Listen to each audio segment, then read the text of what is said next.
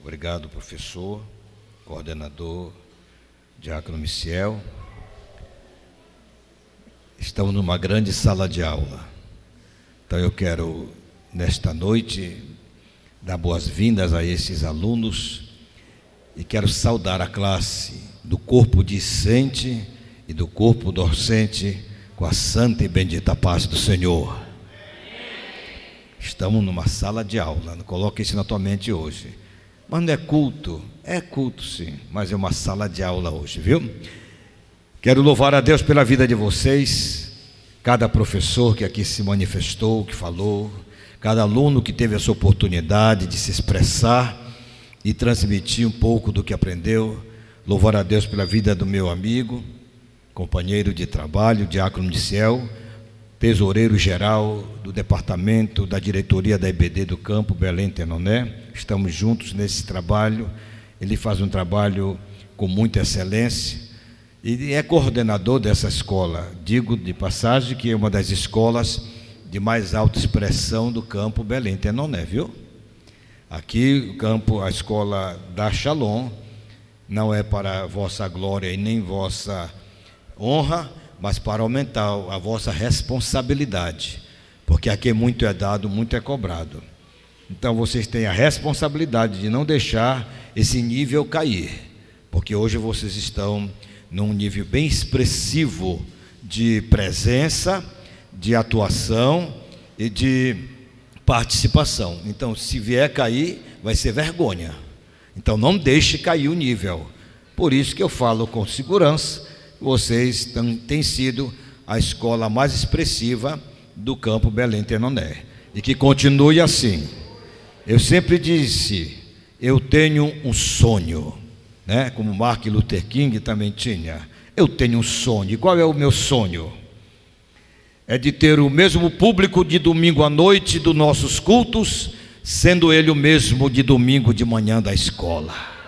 Um dia isso vai acontecer. Nem que seja nas vésperas do arrebatamento, mas vai, porque o Deus dessa igreja é um Deus de milagres. Aleluia, glória a Jesus. Estamos numa grande escola, e se estamos na escola é para aprender mais ainda.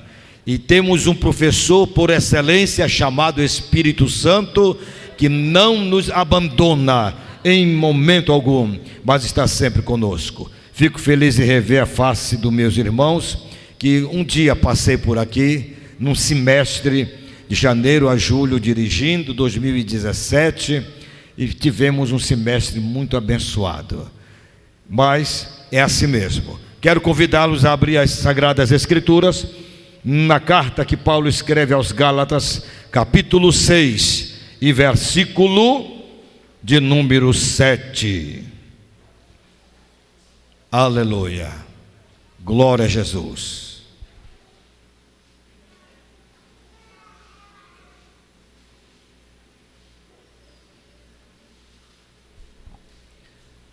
Fico feliz em ver o crescimento de cada irmão, quando expressa a sua gratidão a Deus, pelo que a escola dominical está efetuando na vida dele, uma mudança, um tratamento, promovendo crescimento, e isso é maravilhoso. Sei que os pais ficam felizes ao ver seus filhos crescendo, e nesse crescimento tendo um marco central de apoio, e um norte, que é a escola dominical. E porque eles trazem os filhos para a escola, eles não mandam, eles trazem. Isso é Provérbio 22:6. Ensina o menino no caminho. Não é apontar o caminho para ele, nem dar o endereço no papel para ele. É andar com ele no caminho, é trazer ele para o caminho. Quer ver teu filho crescendo? Anda com ele, e assim você acompanhará o crescimento dele. Gálatas capítulo 6, versículo 7, diz assim: não erre, de Deus ninguém zomba, porque tudo que o homem semeia, isso ele colhe. O que semeia na carne, da carne vai colher a corrupção, mas o que semear no Espírito, do Espírito colherá a vida eterna. Deus vos abençoe. Tome assento. Glória a Jesus. Aleluia. Convite do nosso irmão e amigo Michel para estar hoje com vocês, eu jamais poderia dizer não. As atividades que a gente tem a área ACES que eu supervisiono também, mas nada disso impede. É o meu prazer estar aonde tem o ensino. É um dever meu estar aonde tem o ensino, para compartilhar do ensino e aprender mais também e crescer. Então eu disse para ele: confirma que eu vou estar lá. Tenho uma retaguarda lá na congregação Peniel, estou dirigindo ela esse ano, não sei até quando. Uma retaguarda boa, mas agora no início de abril, porque janeiro, fevereiro e março foi de luta, de peleja. Era 1, 2, 3, 4, 3, 4, 1, 2, era só isso. A escola é uma coisinha pequena, como diz aqui no norte, uma puquequinha de gente. E foram 13 meses orando ao Senhor, trabalhando, conscientizando. Eu não sei por que certos trabalhos dão uma rasante desse jeito.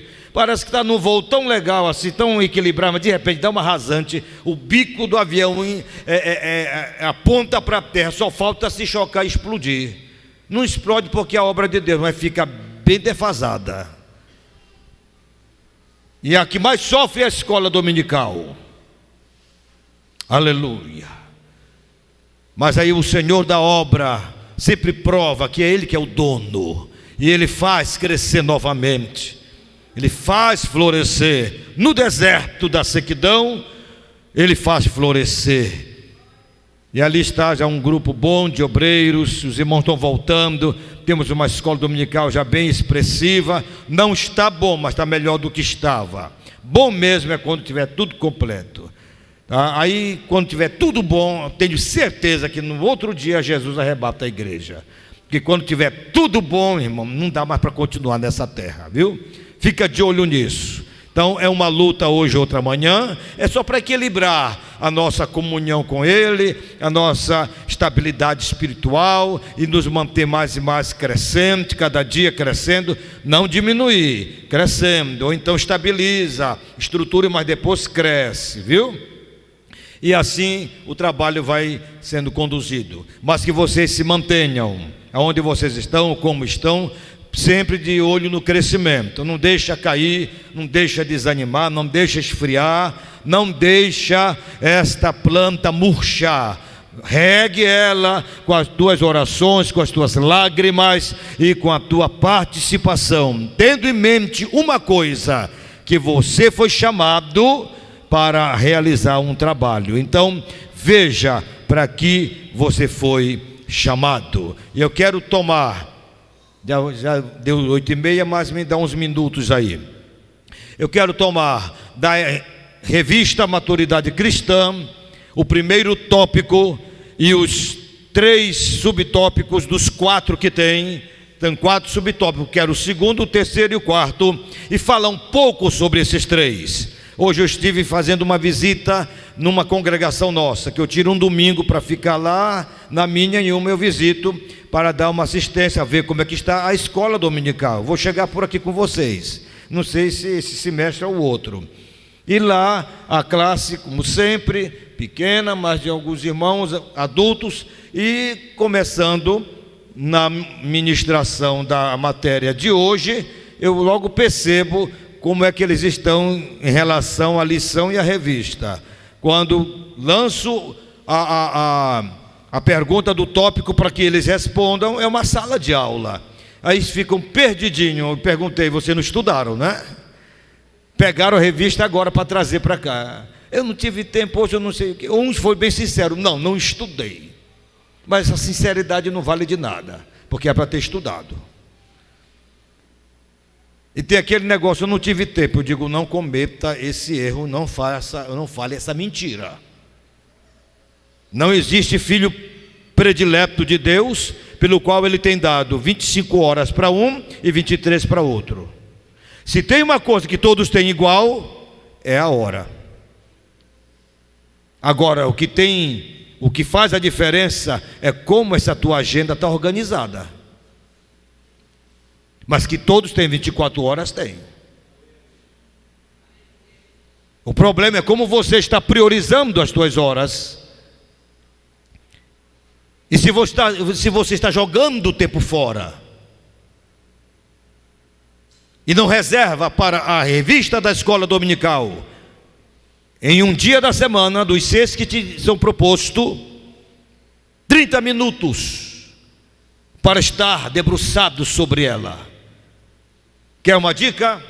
Para aqueles que assim se comportam, eu acredito que aqui não tem, mas se tiver, então corrija hoje. Na segunda você lê a lição de domingo toda. Na terça você começa a estudar o primeiro tópico. Na quarta você estuda o segundo. E na quinta o terceiro. Cada tópico da lição, geralmente ela vem com 3 subtópicos. Algumas vezes no 4 como essa, e outras vezes 2, como o terceiro tópico, vem só com 2 subtópicos. Mas na sua maioria é 3. Então terça, quarta e quinta você estuda. Na sexta você dá mais uma lida geral para se familiarizar. No sábado você corrige todos os pontos. E domingo você vem compartilhar. 30 minutos. Você tem esses 30 minutos. Então organize a tua agenda e te dedica a estudar as coisas do céu. E ali estava com eles e vi uma fragilidade e vi um descaso para com a palavra de Deus. Não faça isso. Seja dedicado, seja aplicado, seja um aluno assíduo e pontual. Essas duas qualificações são importantes: assiduidade e pontualidade. Tem aluno que é muito assíduo, ele não falta, mas também não chega na hora. Tem aluno que é pontual, mas só quando ele vem. Então seja assíduo e pontual sempre, e não falte na escola dominical da tua igreja, e trague sempre outros para aprender mais e mais. Aleluia! Eu pego esse primeiro tópico, o segundo e o terceiro subtópico, que fala das 3 queixas que levaram a estar registrado nas páginas das Escrituras Sagradas, o capítulo 12, 11 e o 12 e o 14 de Números. Esses 3 capítulos, o 14, ele registra a história mais negra da situação espiritual de um povo. Não estou falando de um povo ímpio, mas estou falando do povo de Deus. Um povo que contemplou mais milagre na sua existência enquanto viveu nessa terra, vindo da parte de Deus. Um povo que viu algo sobrenatural como ninguém viu antes.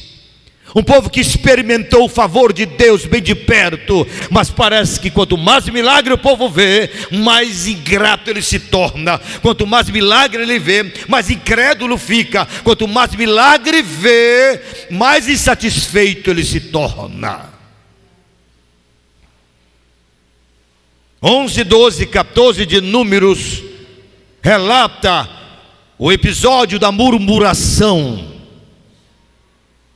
Fecha com 14 a murmuração sentencial, quando sentencia os murmuradores. E o Senhor disse: nenhum daqueles que foram espiar a terra e vieram e trouxeram um relatório de insatisfação, de medo, de incredulidade, nenhum desses, e que incitaram o povo também a ficar desacreditado e não marchar e não avançar, nenhum desses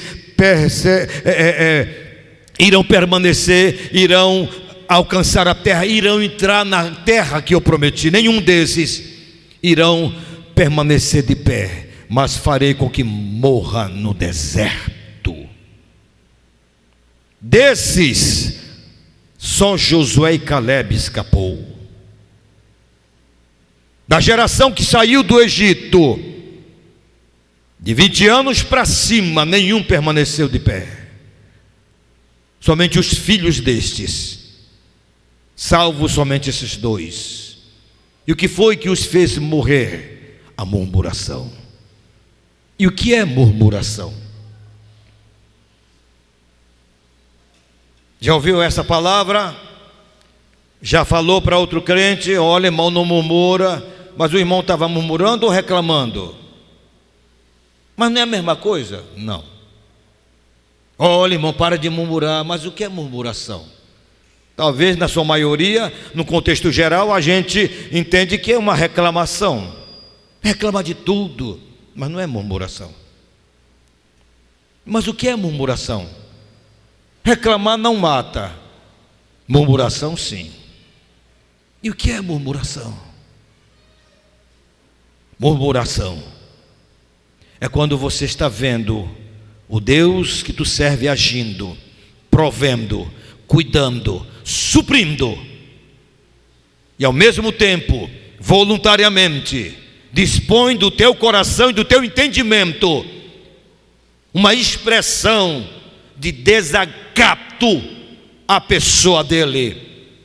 Murmuração, para que você entenda de uma forma mais clara, é afrontar a Deus cara a cara, é chamar Deus de mentiroso, é dizer: o Senhor não fez nada até agora por nós, é dizer que Deus, Ele é injusto e incapaz de te sustentar. O que é murmuração? É afrontar a santidade de Deus. Então isso não é reclamação. Murmuração é muito mais do que isso. Murmurar é atribuir a Deus a culpa das consequências dos nossos erros. Que a culpa, a consequência dos nossos erros é resultado das nossas atitudes. Deus não tem nada a ver com isso. E o povo murmurou, atribuiu a Deus a culpa pelo que eles estavam passando no deserto. Primeira queixa, rápido agora. Por isso que li em Gálatas a expressão de Paulo à igreja aos Gálatas, capítulo 6, verso 7. Não erre, não erreis, porque de Deus ninguém zomba.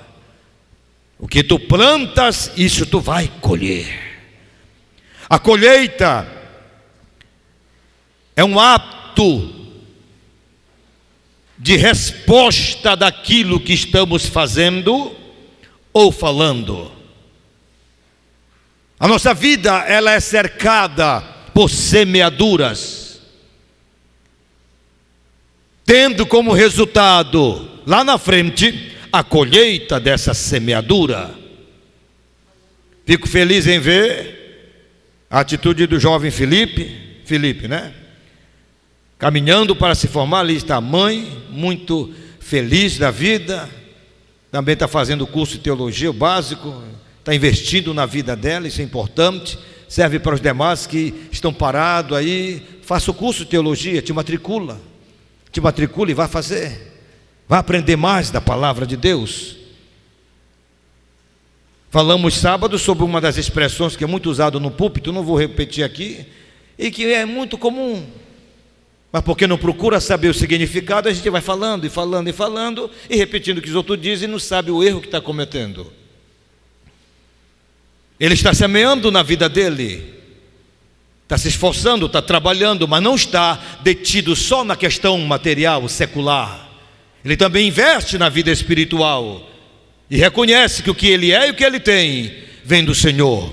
Lá na frente ele há de colher o que hoje semeia. Nossa vida, ela é cercada de semeadura, tendo como fim a colheita do que semeamos. Então veja o que tu estás semeando. O que semeia na carne, da carne colhe os seus frutos, mas o que semeia no Espírito, do Espírito colherá os seus frutos também. 3 queixas se relataram no capítulo 11, capítulo 12 e 14. Primeira queixa, já que a motim em família se deu através do povo para com Moisés. Que queixa foi essa? A queixa de uma dificuldade que eles estavam passando. Saíram das montanhas do Sinai e Moisés os leva para o deserto inóspito, quente, ensolarado, um deserto mesmo, aquela região isolada. Aí começa a angústia a bater, o calor, o desespero, o medo, E eles chegam com Moisés e dizem: não tem sepulcro suficiente, não tem sepultura suficiente no Egito para que morrêssemos, deixássemos lá mesmo. Tu tivesse que trazer a gente para o deserto, Moisés, para morrer aqui. Era melhor ter deixado lá.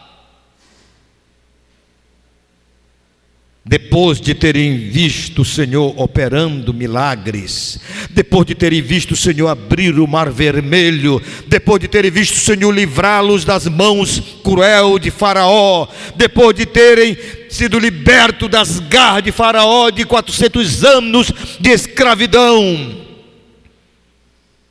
uma pequena dificuldade que se levanta, a murmuração, ela aparece, não é reclamação.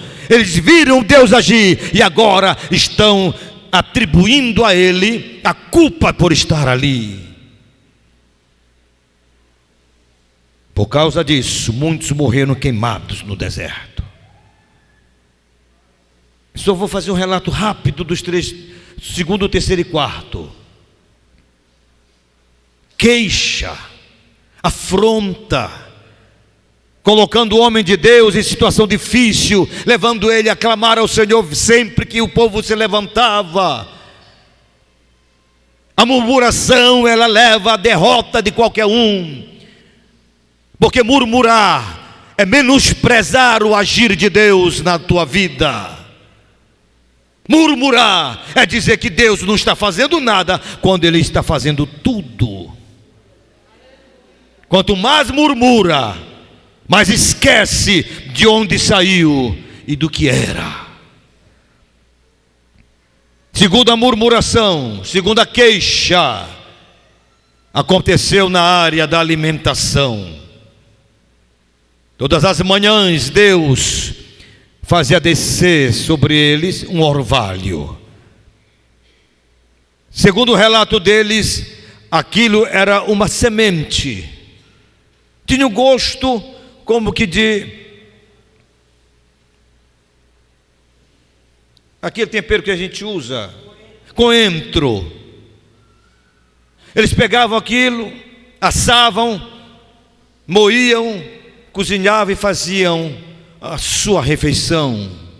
Era gostoso, segundo o que eles diziam, era gostoso, era bom demais, mas já estavam ficando enjoado.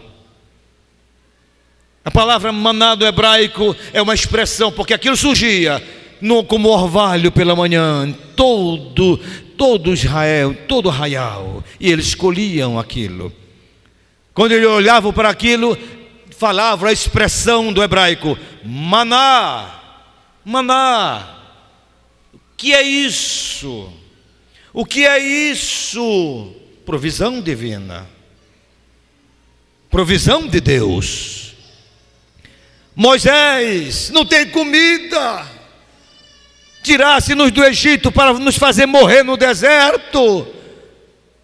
Queremos comida, Moisés.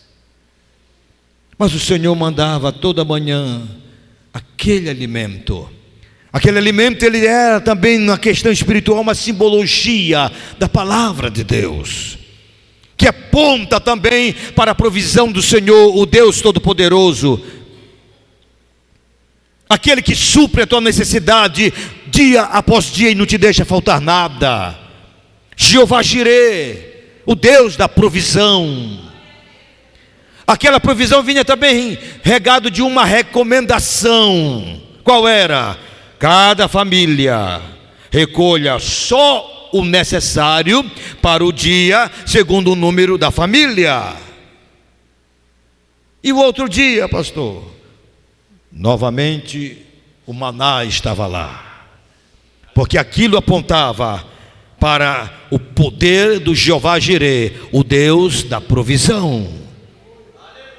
Ele estava mostrando que a cada dia Ele é poderoso para suprir, e não vai faltar. E a questão da recomendação de só colher para o sustento diário, de acordo com o número da família, não deixar de reserva, é para dar ao povo uma lição. Que lição? A lição de que Ele é poderoso para suprir dia após dia as tuas necessidades. Mas sempre tem uns enxeridos pelo meio, uns desobedientes, uns murmuradores, aqueles que afrontam o poder de Deus. Bora colher um pouco mais. E recolhiam, e faziam tudo, e deixavam. Alguém poderia dizer: mas o Senhor não disse para Moisés, que disse para nós, que era só para a porção diária, não recolher mais, isso aqui vai sobrar. Não, vá que amanhã não tem, vá que amanhã não vem o maná. Quanto mais milagre se vê, parece que mais incrédulo fica. Quanto mais provisão se vê, parece que mais desconfiado se torna. O ato de desobediência sempre acompanha a vida de alguém que não confia totalmente no Senhor. Ah, que não vem amanhã, já estou com a minha reserva aqui. O que era o maná? Qual era a característica dele? O sabor era agradável, era gostoso, era nutritivo. A palavra, ela é também assim para a nossa vida. O maná constituía a bênção para aqueles que colhiam e se alimentavam, a porção diária. Mas se colhesse a mais, como ele ficaria no outro dia? Segundo o relato bíblico, ele apodrecia e vinha com mau cheiro. Então já não era mais bênção, já era castigo, maldição. O que é a palavra de Deus também para mim e para você? Ela constitui bênção, ela é alimento. De uma vez que você a tem como alimento e procura obedecer, e procura seguir, e procura andar nas suas recomendações, ensinos e preceitos, ela é para você o quê? Bênção. Mas se você anda na contramão dos seus ensinos, mas se você pisa nos seus ensinos, mas se você despreza os seus ensinos, ela será para você o quê? Uma espada de correção.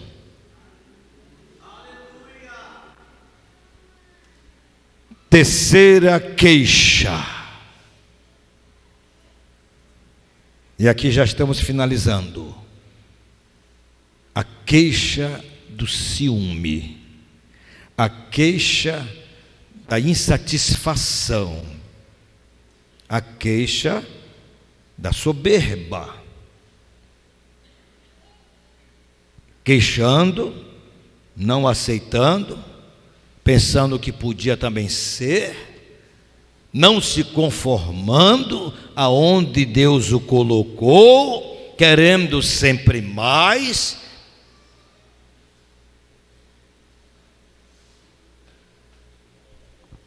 Mas eles não foram direto, eles pegaram um atalho. De quem eu estou falando? Dos dois irmãos, Miriam e Arão, a profetisa e o sumo sacerdote. Dos cargos, olha essa palavra cargo, te lembra dessa palavra? Eu tenho cargo na igreja, esse é o meu cargo. Esse ano ninguém me deu cargo nenhum, tiraram o meu cargo. Deixa esse cargo para lá, vai servir ao Senhor. Serve a Ele sem cargo, que tu serve melhor. Mas eles tinham o cargo dele, né? O cargo de sumo sacerdote e o cargo de profetisa. E o cargo de Moisés, que era o líder. Insatisfeitos, inconformados, Moisés, depois de viúvo, toma uma mulher cuxita, etíope, da linhagem de Cã, uma cananeia. Nada desabonava a conduta dessa mulher, a Bíblia não vai falar nada disso. Nada, nem questão moral e nem espiritual desabonava a escolha que Moisés fez, não era nada disso. A queixa dos dois contra Moisés não tinha sustentação nenhuma, era uma invenção, era um atalho para chegar no objetivo. Começaram com problema com a cunhada, criando questão com o irmão deles, por ser o caçula. Miriam talvez se sentia no direito, porque foi ela que desde cedo arquitetou o plano para salvar ele, né? Manter a salvação dele, levar até a filha do filho de Faraó, providenciar a mama, né? a ama de leite, que na verdade foi a própria mãe, tudo arquitetado muito bem. Enfim, depois dos 6 meses, a mãe entrega para a filha de Faraó, mas aí Miriam, ela foi uma protagonista nesse plano da preservação da vida de Moisés. Talvez ela se achava, esse é um problema, se achar. Arão, por sua vez, o irmão mais velho, mas sem atitude aparente, sempre se escondendo atrás e não tendo punho para a liderança. Tanto é que um dos episódios lá de Levítico, ele entrega o povo na mão, entrega Israel ao seu próprio desejo, cede o desejo e o clamor do povo para confeccionar um ídolo, porque Moisés já estava há quase 40 dias lá no monte e não dava sinal de vida. E quando Moisés desce com a tábua da lei, ele vem com aquela desculpa: tu sabe, o povo me pressionou e queria um Deus, eu fiquei sem saída. É um frouxo, um covarde, não tem convicção da sua chamada, não tem zelo pela obra, não sustenta o compromisso que recebeu, não está disposto a dar vida pelo zelo da obra do Senhor, mas cede a qualquer tipo de provocação ou pressão. Então não serve para ser líder. E ele sempre se escondeu atrás disso aí. E quando Miriam chama ele e faz uma proposta para intervir acerca de Moisés e questionar a liderança, mas primeiro eles vão por aqui: atinge a cunhada, não sou de acordo com esse teu casamento, essa mulher não serve para ti. Isso aí é comum, né? Das irmãos mais velhos, que o irmão vai casar, ou vai casar, ou é viúvo, vai casar de novo, e sempre tem aquelas questões, né? Será que tu acha, minha irmã, que tu acha dela? Qual é a tua opinião? Meu irmão, o que você acha? Será que é uma boa escolha? Mas não é você que vai casar. É você que tem que saber se é uma boa escolha ou não. Não está se teleguiando pela opinião dos outros. Então você não tem personalidade própria e não tem segurança nas suas escolhas. Moisés escolheu a Cuxita, casou com ela, e os cunhados começaram a questionar. Primeira investida contra Moisés, a queixa contra a esposa que ele escolheu. Mas esse não era o objetivo. Depois daí, eles partiram mais forte. Moisés, isso aí tudo é plantação, é semeadura. Porventura o Senhor só usa você? Eu sou profetisa. Ele não fala também por mim, Moisés? Aí Moisés disse: estás questionando a minha liderança? Estás questionando a minha posição, o meu chamado? Estás insatisfeita? E Arão? E Arão estava do lado dela, não falava nada, era só conivente. Além de covarde, medroso, só conivente. Por isso que foi ela que ficou leprosa e não ele. Mas o dele veio depois. Mas como sempre tem um mais enxerido na história, ela foi a destacada. Por isso que ela levou o preço maior. O Senhor não usa a gente também, é só você? Estás com ciúme, Miriam? Deus, Ele tem me escolhido. O Senhor tem me chamado para esse trabalho. Você é uma auxiliar. Arão, tu és o sumo sacerdote do povo, mas tu és um auxiliar, tu não és o líder, Arão. O maior problema, queridos, não é a posição em que você se encontra, é achar que você também pode mandar quando Deus te colocou para executar.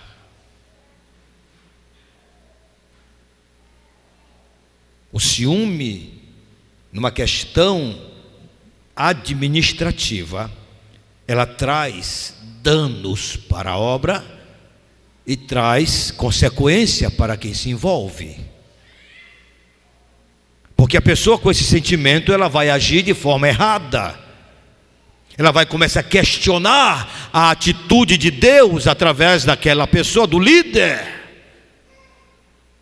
E quando o liderado acha que deve tomar atitudes e fazer coisas que competem somente ao líder, então ele vai ter problema com o dono da obra.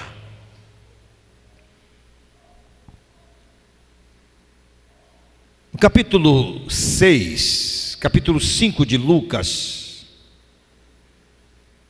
verso 13, o Senhor, depois de passar uma noite orando, ele desce do monte, vê seus discípulos. Entre os discípulos, que quer dizer seguidores, ele escolhe 12 e os chama de apóstolos. Apóstolos são só aqueles. De lá para cá o resto só é título, mas não é apóstolo de verdade não, só é título. E diz mais, o versículo fecha dizendo: e chamou para si aqueles que ele quis. Qual é o problema de você estar na liderança e não eu? Porque eu vejo que eu tenho capacidade e condições para estar lá, no entanto você ainda não expressa tudo isso. E o povo vê, o pessoal comenta, é aqueles que jogam, dão pilha, dão pilha, e começa a colocar lenha na fogueira. Não, porque eu acho que é você que tem mais capacidade, é mais preparado, você que tem mais condições. Por que colocaram aquele? Onde é que o pastor estava com a cabeça? Para ver quem não orou direito.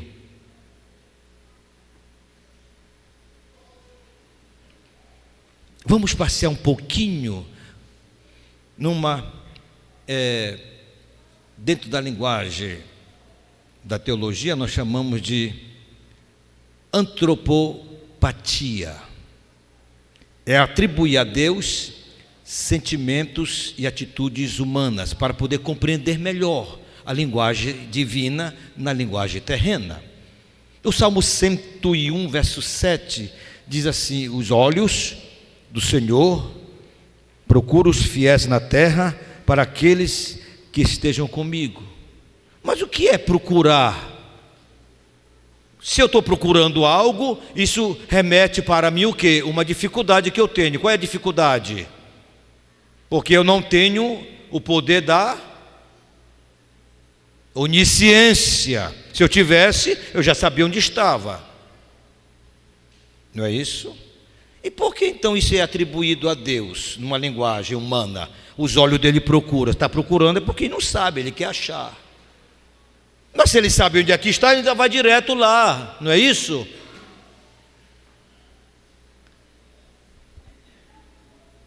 Mas não é bem assim.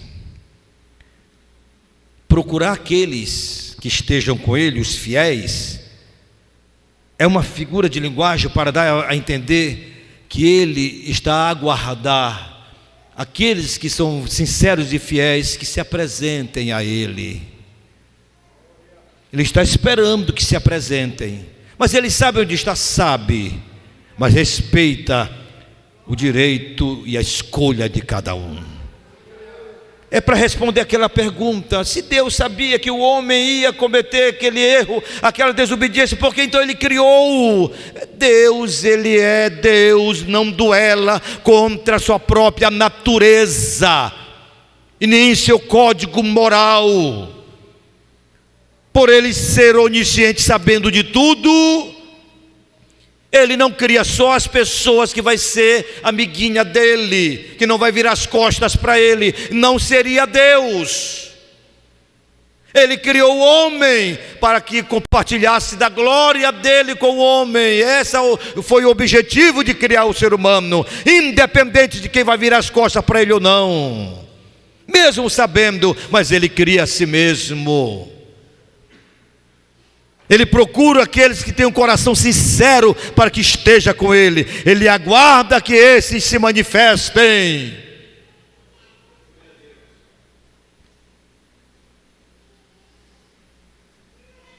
Quando Ele escolhe aquele que Ele quer para estar na direção daquele trabalho, e não escolhe aquele que aos olhos de todos parece ser mais capacitado e preenche todos os requisitos daquela função, é porque ele não olhou para o estereótipo, não olhou para a aparência, não olhou para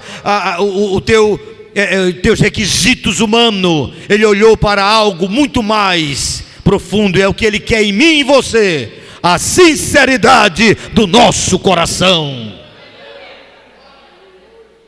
para que através dessa sinceridade Ele possa agir como Ele quer no meio do seu povo. Porque se Ele não encontra sinceridade no coração, pode estar recheado de recurso, de capacidade, de preparos, enfim, mas se não tem sinceridade, o seu Santo Espírito não vai falar. Mas Ele quer falar, então Ele precisa de um coração propício a Ele, que ouça a sua voz e fale ao povo o que Ele quer que o povo saiba. A diferença é essa, não é a questão da capacidade em si. Se está aquela pessoa na direção do trabalho que está fazendo o que está fazendo, é porque Deus quis que ele estivesse ali. Questionar contra isso é semear em terreno de areia movediça. Você vai se afundar. A consequência da atitude de Arão com Miriam recaiu sobre só Miriam, porque ela foi a protagonista do plano, e ela questiona contra Moisés, e o Senhor fala a Moisés: eu vou ferir Miriam, porque ela me afrontou, tocando em ti, por eu ter te escolhido para estar na frente do meu povo. Meus amados, quando Paulo diz não erre, de Deus ninguém zomba, ele está dizendo: veja aonde tu estás semeando. Eu gostaria de fazer uma oração pela igreja. Irmão Samuel. Cristo te necessita. Esse corinho só a Shalom canta. Eu já conheço desde 2017. Cristo te necessita. Cristo te necessita.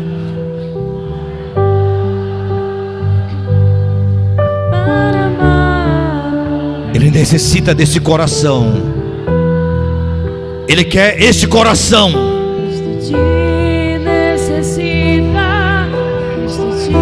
Ele quer essa mente.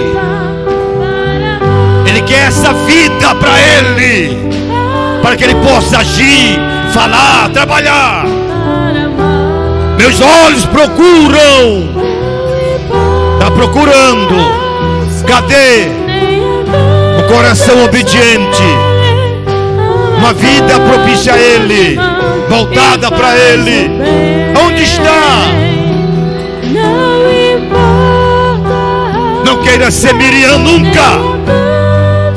Pague o preço, mas seja o Moisés da vida. Mais capela, mais baixinho. Continue. Se Ele procura, Ele quer achar.